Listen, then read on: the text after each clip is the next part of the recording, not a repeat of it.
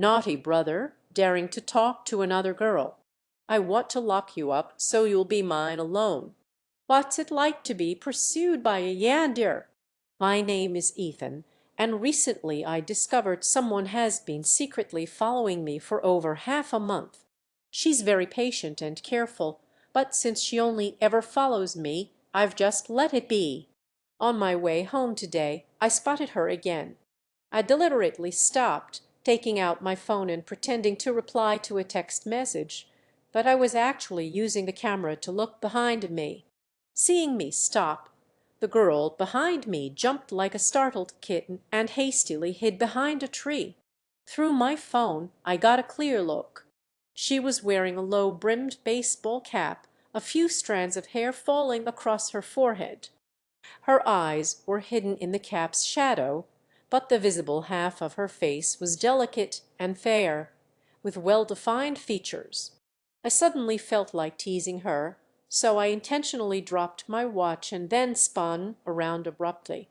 In the moment the girl froze, I stopped right in front of her. The girl's breath, which had been light, caught in her throat. I curved my lips into a smile and asked. A few seconds later she obediently opened her hand. Lying in her palm was my shimmering four-leaf clover watch. "Didn't you just say you didn't find it?" Her hands trembled slightly as she fastened the watch on my wrist, her whole body seemingly in a daze. "Thank you. This watch is very important to me." With that I walked away casually. When I reached the corner, I peeked back. The girl was practically running away. I curled my lips into a smile. The way she looked was really cute. I am the pampered eldest son of the Bell family. A month ago a young man showed up at our door claiming to be the real son, while I was the son of the nanny. Looking closely, he was the spitting image of my mother. We didn't even need a DNA test. My mother, resentful of the nanny's actions, couldn't bring herself to treat me well. My father believed I had usurped his real son's place, causing them years of separation. My fiancée's face was a mask of contempt as she pointed at me, calling me an impostor, unworthy of marrying into her family. I was kicked out of the house. My previous life was just like this one. Because of my status as the fake young master, no company dared to hire me. I failed interview after interview. When I was penniless and wandering the streets, I received a large sum of money from an unknown source, with a large sum of money from an unknown source, with a note saying it was a voluntary gift, never to be repaid. When I was being bullied by thugs, a girl suddenly appeared, knocked them all down, and then quickly fled. When I was engulfed in a massive fire, someone charged into the thick smoke and held me tight. She was consumed by the sea of flames, while I was lucky enough to survive.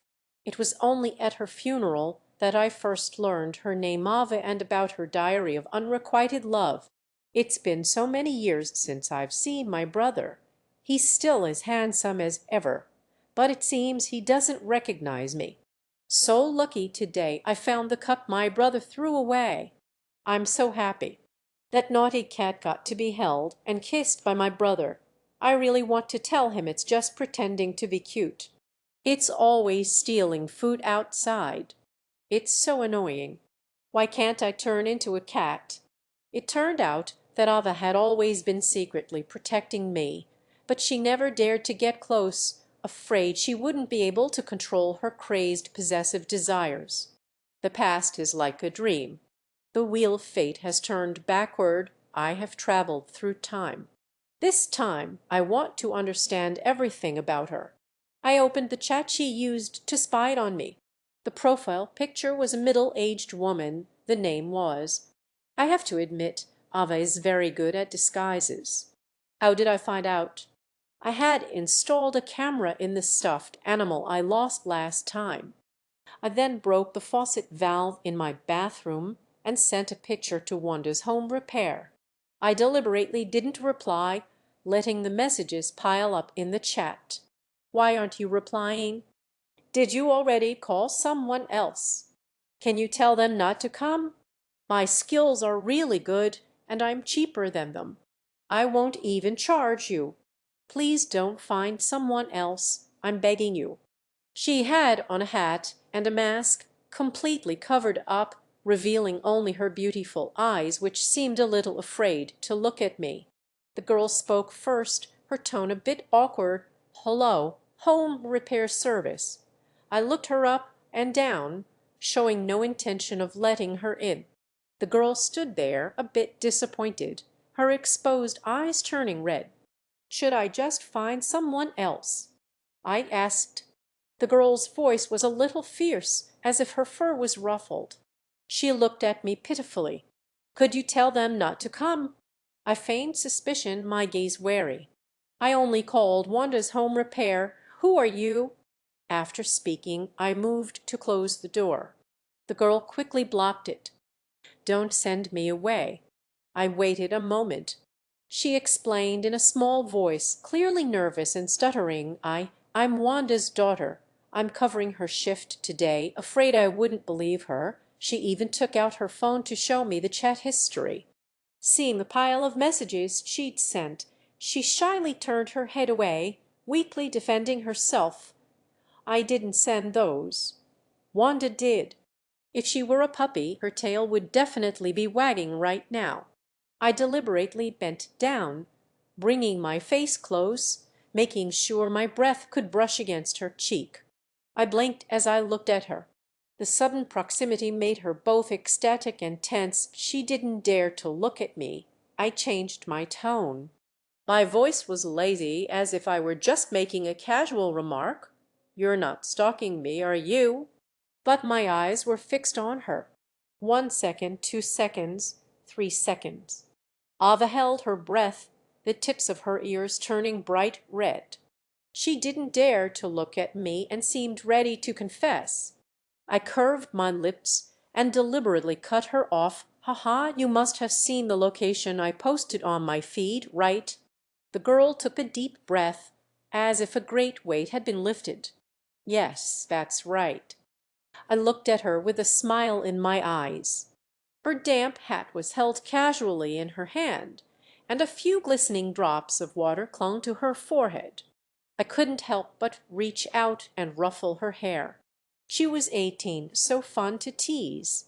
She bit her lip, standing there stiffly, unsure if she was excited or scared. Her throat felt tight and her voice trembled. "I'm sorry. You found out. I just wanted to protect you. I have no ill intentions." "Protect me? Then why did you secretly keep the cup, the stuffed animal, and the straw I threw away? Uh, and my underwear too." I looked at her, my face blank. I gently pulled down her mask, wanting to see her clearly. The air suddenly grew quiet, and we could feel each other's breath. After a long moment, Ava bit her lip and spoke carefully. "Brother, please punish me. I'll do anything you say. Just don't hate me. Okay, really? Yes." She closed her eyes like a lamb to the slaughter. "Then give me a kiss." While she was still stunned, I leaned in and kissed her on the left cheek. "Actually, I'll kiss you instead." Her thick eyelashes fluttered in alarm. Her dark eyes filled with disbelief. My monitor showed that Ava had arrived home 35 minutes ago. She was clearly still a bit incredulous, probing. "Then do you know where I am right now?" I looked up at the surveillance screen. Ava was sitting obediently on her bed, curled up, looking around as if searching for something. Her room was large and lavishly decorated, the theme being my favorite color. The walls were covered with countless photos of me. Next to the bed was a large, exquisite cage, along with chains and locks, all wrapped in soft fabric. She would occasionally lock herself in the cage or chain herself up, testing them repeatedly to find the most comfortable materials. Finally, 3 blunt words came through. "Never mind." I couldn't help but smile. I saw it. "Does Ava like the color pink?" Ava blushed, burying her face in the blanket like an ostrich, as if something had just shattered. Only then did I slowly add more. The person under the blanket stirred a few times. The chat box showed typing, then deleting, then typing again. Finally, two stiff words were sent. So what? It was my first time stalking someone too, so I felt a little guilty. I sent a message. The camera is in the stuffed animal I threw away on September 15th. Its current position should be in the upper right of your room. You can take it down anytime if you don't like it. I don't hate it. I like being watched by you, brother. So twisted. At that moment, the fluffy head under the blanket peeked out, stealing the glance in my direction. My heart skipped a beat as if our eyes met across space. From then on, Ava would occasionally whisper, "I'm sorry," to the camera for no reason, secretly adjusting it to be slightly off center, only to obediently fix it back a moment later, ensuring I could see her completely. Later, she secretly replaced it with a high-definition 4K camera. How strange. Why would someone like being watched? No, wait. I suddenly realized that every time Ava adjusted the camera was in the evening, not long after I finished showering. Thinking of this, I let out a sharp cry. Always sorry, sorry, but always doing things to be sorry for. I had just removed the camera in my bathroom and opened the door to go downstairs and throw it away when I saw Ava holding a bouquet of blue hydrangeas, pacing back and forth on the staircase, muttering to herself. I eavesdropped from the corner. "How should I say it so my brother won't refuse my invitation? Can you come to my coming of age ceremony?" "No, no, that's too casual. The day after tomorrow is my 18th birthday. My family is throwing a party. Can I invite you?" I nodded, tilting my head up to gently scratch her chin. Unsurprisingly, I ran into the real son of the Bell family, Caliban, my former fiancé, Scarlett, here. Caleb was dressed in a high-end custom suit, casually holding a glass of wine, his voice disdainful. "Ethan, haven't seen you in a few days. You've fallen this low already."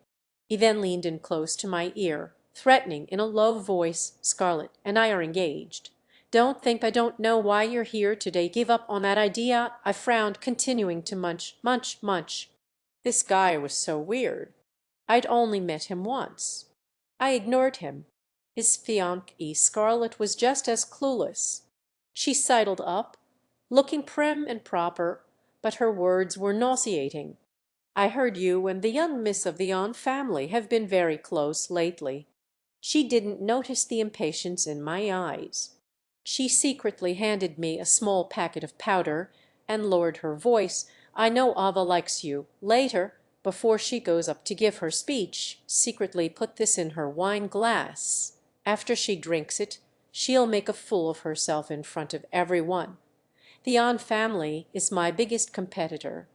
This will cause them a huge loss. I don't know where she got her confidence. I hadn't forgotten how she'd called me an impostor. Based on the clues I currently had, the arsonist in my past life was either her or Caleb. In my previous life, I had accidentally discovered that not only was I fake, but Caleb was too. The reason he looked exactly like my mother was that he'd had plastic surgery to match her face. A nurse had testified to this at the time. They only did a DNA test on me and my mother, not him. He was afraid I would expose him, so he started the fire to silence me. Scarlett, knowing Ava liked me, deliberately chose that moment to leak the news to her. In the end, I survived, and Ava was burned to death. Snapping back to reality, Scarlett was looking at me affectionately, biting her lip. She said solemnly, "Although I can't promise to marry you, I can give you $1 million after this is done. Ethan, you'll definitely help me, right?" I chuckled, nodding. I casually picked up two glasses of champagne from a nearby tray, handed one to her, and clinked glasses. "You have to commit to the act." I frowned, feigning reluctance. "For old time's sake, I'll help you this once. Don't bother me again after this." Thinking she had succeeded, She drank it all down cheerfully. Then it's a deal. Then she hurried off to console a sulking Caleb. I watched her retreating back and couldn't help but smile. Noticing Scarlett's eyes were still deliberately glancing in this direction, I found Ava symbolically clinked glasses with her and then secretly gave a thumbs up behind her back. A minute later my bank account received a deposit of 1 million. Half an hour later news of Scarlett and Caleb's tryst in the hallway, caught by a passing waiter, spread like wildfire through the party. The two of them were completely disgraced. Hearing this good news, I couldn't stop smiling. I speared a cherry with my fork and popped it into my mouth. So sweet. I turned my head and saw Ovid in a perfectly fitted evening gown. Her usually messy hair was meticulously styled, making her look much more mature. The champagne glass in her hand swirled gently in rhythm, her cheeks flushed under the lights. Her eyes were fixed on me, full of meaning. Our eyes met. She opened her mouth lazily, her voice tinged with pride. "Brother, I knew you wouldn't have the heart to drug me." I propped my chin on my hand and looked at her. "Are you happy?" She tilted her head to look at me. "Actually, I'm a little disappointed." I patted her shoulder. "You're still young. Don't overthink things. It's nothing." She said urgently, "I'm not young. Besides, I'm an adult now." I curved my lips slightly, casually picked up a piece of cake, took a small bite, and offered the rest to her. "Don't be naughty, be good." She looked both flattered and overwhelmed, a radiant smile blooming on her face. She leaned down and took it with her mouth, her throat tight as she swallowed gently. She even licked her lips, as if wanting more. Seeing that she had swallowed it, I finally spoke slowly. "It should take effect in about half an hour. Plus, I ate half of that piece of cake too." Ava looked as if she'd been struck by lightning, frozen on the spot. It took her a moment to react. Her cheeks flushed red and a dangerous ardor radiated from her. She looked at me with a gaze that was both forbearing and restrained. "Ethan, do you have any idea what you're doing?" She was so flustered she didn't even call me brother. I tilted my head to look at her. "If you don't want to, I have the antidote." Actually, I didn't. In fact, I had no antidote at all. 25 minutes left. Ava said nothing, pulling me along as she drove to her villa. Entering the room, I looked around. I had clearly never been here before, yet it was impossibly familiar. On the table next to the bed was the cup I had used. There was also a large cage. And most importantly, in the upper right corner of the bedroom, a stuffed animal was staring at our every move. This feeling of being watched. To be honest, I suddenly regretted installing the camera. The next day, Ava thoughtfully changed the bedsheets and gently carried me to the shower. At the crack of dawn, Ava sat obediently beside me. I tilted my head and smiled at her. "You already knew, didn't you?" On a plate by the bed were strangely shaped cookies, one of which was a heart. Alva must have just baked them. There was also a glass of warm milk. I picked one up and put it in my mouth. It didn't taste bad. I opened my phone and saw a pile of messages from Scarlett. "Ethan, you dare to play me? Don't think you can hide from me. You drugged me and ruined my reputation. You better hope I don't see you or I'll make you wish you were dead." There was also a message from Caleb. 7:30 p.m. tonight. Meet at the Starlight Calf. I frowned as I read them. I knew they were definitely in it together. I had already made a plan to go deep into the lion's den and get Scarlett sent to prison to eliminate any future trouble. I gently got out of bed, intending to leave, but was pulled back. A pair of clear, kitten-like eyes were looking at me. "Brother, please don't leave me." "Okay." I stroked her head. "Be good." "I'm not leaving. I'm just stepping out for a bit." She nuzzled her head against my neck, her voice soft. "You don't need to go see her, your fiancé. I broke both her legs this morning and sent her to prison, and I made her mute. She won't speak ill of my brother ever again. The sheer amount of information hit me like a ton of bricks. My mind went blank, speechless. I suddenly felt that the obedient girl before me was a little unfamiliar. I was so used to her docile appearance that I almost forgot her true nature was that of a Yandir. Noticing my wary gaze, she became a little flustered, looking at me pitifully, like a puppy that had done something wrong. Brother, I don't know what came over me. When I saw her message you, I just couldn't stop myself from wanting to hurt her. I didn't mean to. I just thought about how she would hurt you in the future, and I got so scared. I was afraid you would suddenly leave me. I was wrong. Please don't hate me. I would rather die than let anyone hurt you. That's right. In my past life she died protecting me. What was I worried about?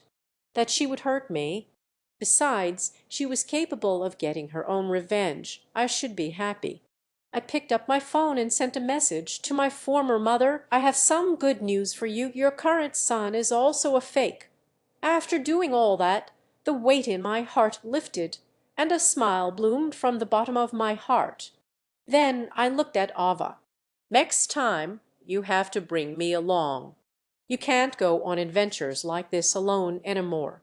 You need my permission, understand? I'll worry about you. Am I special to you? Have you been in love with me for a long, long time? Ava Epilogue, July 5th. I got bullied at school again today. They even slapped me. It hurts. I told Dad I don't want to go to school. He thought I was lying to skip class and beat me again. July 7th. I think I'm sick. The teacher said it's depression and told me to take time off for treatment. Dad said I was faking it. July 9th. Today is my birthday. No cake. My wish is to die suddenly. July 10th. I was bullied again. They called me a monster and spat on me. My brother walked by and beat them up. July 11th. I was alone by the sea for a long time today. I fell asleep on the sand. The tide came in. I wanted to be swept away, but my brother appeared again. He asked me if I wanted to die. I don't want to die, but I don't know why I should live. Does living need a reason? But he said, just consider it for my sake. December 12th. I was caught going through the trash downstairs from my brother's place. December 15th. I found the stuffed animal my brother threw away today. There's a camera in its eye. Is someone stalking my brother? Or did my brother leave it for me on purpose? I'll put it in a conspicuous place so my brother can see me every day. December 20th. I found the watch my brother used to wear today. I'm so happy. I was happy too soon. He asked for it back. My brother was deliberately teasing me. My brother is a pervert. December 21st. I exposed the chat I used to spy on my brother in front of the camera. It's a good way to test if he's the one who put the camera there. My brother really did send me a message. It was him. The thought of being teased by my brother again is so exciting. December 22nd. I played a plumber cosplay game with my brother today. He exposed me right to my face. It was so stimulating. My brother rewarded me with a kiss. He must really like me, he. I secretly placed a camera in my brother's bathroom. I swear I just want to know if he gets home on time. I have absolutely no other intentions. December 23rd. I'm sorry. December 24th. Since my brother said he drugged me, then I'll be drugged. Since my brother likes to hold me, then I'll let him hold me. December 25th. My brother was talking in his sleep. So that fire was started by Scarlett. No wonder my brother drugged her at the party. Well, then, I'll find a chance to take care of her. I've disliked her for a long time anyway. Threatening my brother. You're finished. December 26th. No wonder my brother is suddenly so good to me. It turns out he's been reborn too. Does he really love me? Or is he just filled with guilt towards me? Oh, well, it doesn't matter any more. After all, we can be together forever now. The end.